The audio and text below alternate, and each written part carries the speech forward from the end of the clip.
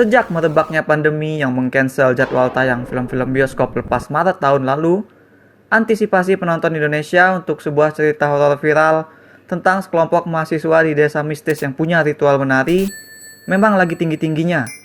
Salut untuk penonton yang setia menunggu. Salut juga untuk PH film tersebut yang terus bertahan rilis di bioskop, tidak serta-merta menyerah dan memindahkan filmnya ke platform streamingan.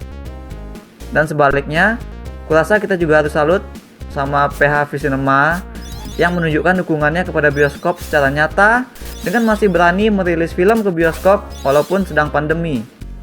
Nah, kali ini Visinema membeli satu film horor buatan Enigma Pictures, atau seperti yang mereka bilang bekerja sama, lalu mengganti judulnya untuk bermain-main dengan antisipasi penonton terhadap horor penari dan menayangkannya pada momen lebaran. Akankah tarian Lengger Maut ini berhasil sesukses dan viral seperti cerita yang film adaptasinya mereka dahului itu?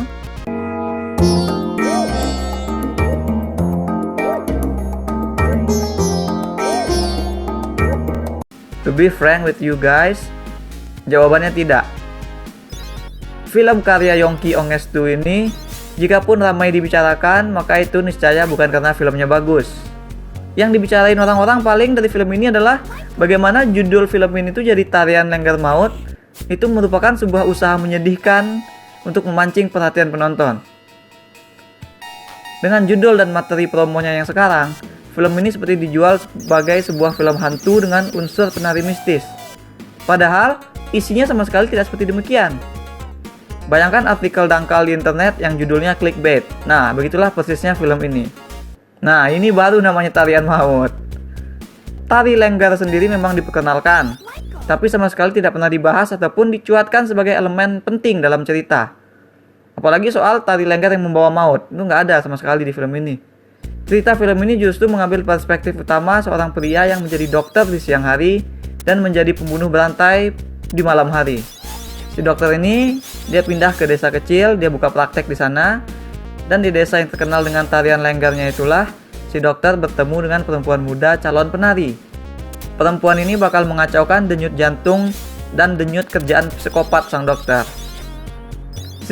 Mending judulnya tuh Dokter Maut aja, karena lebih pas. Tapi sebenarnya film ini seharusnya dibiarin aja dengan judul originalnya. Seharusnya judulnya tetap Detak. Karena memang soal detak jantung itulah yang menjadi inti utama dari cerita film ini. Motivasi si dokter sebenarnya cukup intriguing. Dia menjadi serial killer karena trauma sama kekerasan rumah tangga semasa kecilnya dulu. Nah, sayangnya film ini sendiri tuh nggak punya ide yang pasti soal bagaimana menceritakan, bagaimana menggali, bagaimana mengembangkan perspektif serial killer itu.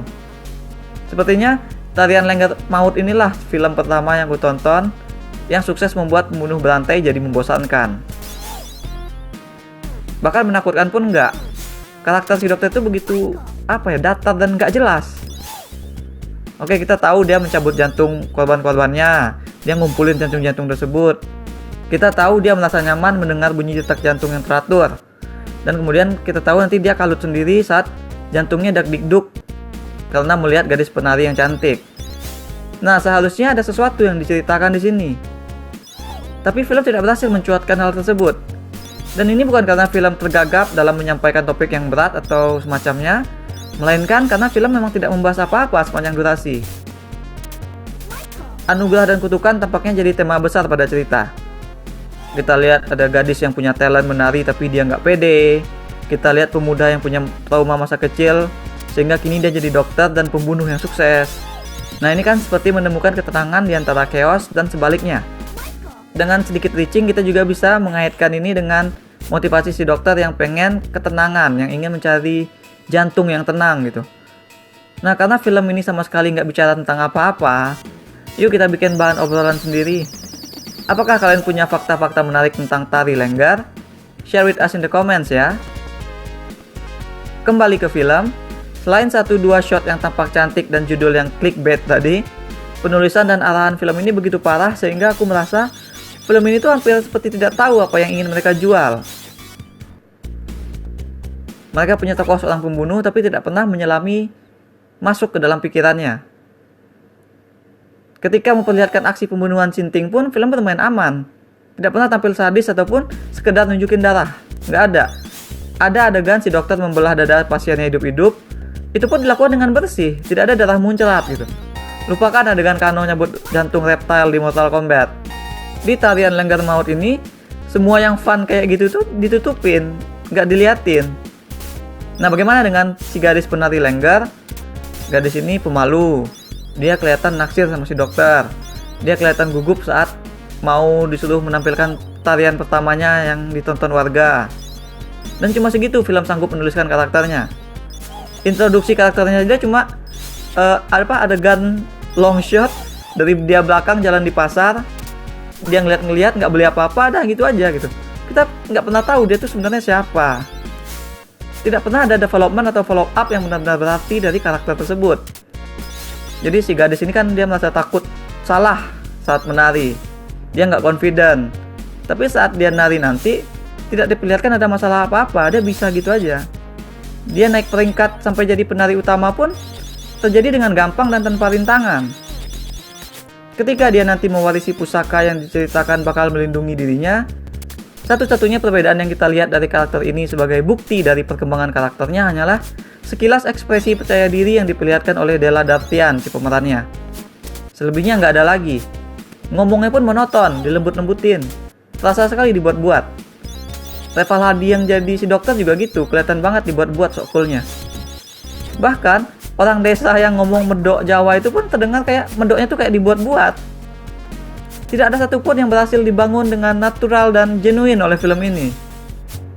Suasana seram, apaan? Nggak ada suasana seram. Musik sepanjang durasi film itu monoton banget, persis karakter-karakternya. Suasana desa juga nihil sekali. Padahal nih, tempat itu tuh konsisten kehilangan warga. Semakin hari semakin banyak warganya yang hilang, bahkan ada anak-anak juga. Tapi nggak ada kenaikan intensitas ataupun aksi yang tampak dilakukan. Film hanya memperlihatkan obrolan di warung. Ada satu warga yang curiga saat di warung. Tapi nggak ada yang nanggepin. Tidak ada pencarian orang yang hilang dalam skala besar gitu. Yang bisa membuat film ini menjadi semakin menarik atau jadi terasa otentik. Terasa kayak nyata di desa kayak gitu. Bahkan untuk menyetir cerita ke arah yang lebih lumrah seperti cinta-cintaan pun film ini nggak mampu. Padahal modalnya udah ada di situ. Ada dua orang karakter sentral yang tampak tertarik satu sama lain. Si gadis penari dan si dokter pembunuh. Terus saking blendnya mereka tuh aku nggak ingat nama si gadis penari itu siapa. Kalau si dokter pembunuh aku ingat, tapi aku malas nyebutin karena bikin malu nama aku sendiri. Nah, padahal si gadis penari dan si dokter ini kan bisa saja diarahkan untuk menjadi sebuah hubungan gothic romance atau hubungan dark romance. Relationship mereka bisa jadi sangat menarik sebagai fondasi cerita. Tapi film tidak pernah memposisikan keduanya selain lewat bantering dialog-dialog yang kosong. Percuma saja ada montase yang seperti nge-match cut antara si dokter lagi melakukan operasi cabut jantung dengan si gadis lagi persiapan menari lengger. Percuma ada itu karena nggak meaning apa-apa pada ceritanya. Percuma juga film ini nge-build up soal tusuk rambut atau benda apalah itu yang pusaka yang akhirnya didapat si penari saat dia berhasil jadi penari lengger utama. Percuma, sepanjang film ini tuh si gadis kerjaannya cuma antara nari atau megang-megang sesajen. Jadi seolah bakal ada something big about mistis di sini. Terus ada juga dialog yang sangat eksposisi tentang si gadis itu sekarang sudah punya perlindungan. Nah, tapi payoff dari elemen mistis ini tuh ternyata sangat minimalis di akhir. Film ini kayak nggak tahu cara menulis penutup yang gede untuk sebuah cerita thriller. Aku nunggu-nunggu. Kupikir film yang so far so boring ini mungkin nyimpan sesuatu yang over the top di akhir, sehingga setidaknya kita diantar pulang dengan seru. Ya kan, kayak film Kong Skull Island kan gitu juga. Awal sama tengahnya boring, tapi terakhirnya ada battle yang dahsyat yang setidaknya bisa bikin kita ceria ngelihatnya. Aku udah bersumpah dalam hati itu nggak akan ngeluh kalau film ini nanti akan berakhir dengan pertempuran antara dokter pembunuh dengan kekuatan gaib benda pusaka or whatever. Karena paling nggak dengan begitu tuh bakal ada komentar soal klinik lawan sains ataupun soal keseruan bahwa desa itu ternyata jadi seperti pelanduk di antara serial killer dengan kekuatan gaib, kan itu seru. Tapi ternyata mengharap adalah sebuah dosa besar. Film ini menghukum kita yang sudah berharap nonton dan berharap untuk dapat hiburan. menghukum kita dengan ending atau resolusi yang ditulis dan dieksekusi dengan sangat-sangat buruk. Tidak ada konfrontasi leading up to that. Tidak ada pemecahan misteri, melainkan tahu-tahu si gadis kesurupan dan melihat fakta. Dan tidak ada sama sekali katakanlah final battle. Ending film ini juga akan jadi hal yang dibicarakan banyak oleh penonton, tapi karena kebegoannya yang begitu paripurna. Saat menonton malah awalnya aku kira si dokter itu bunuh diri.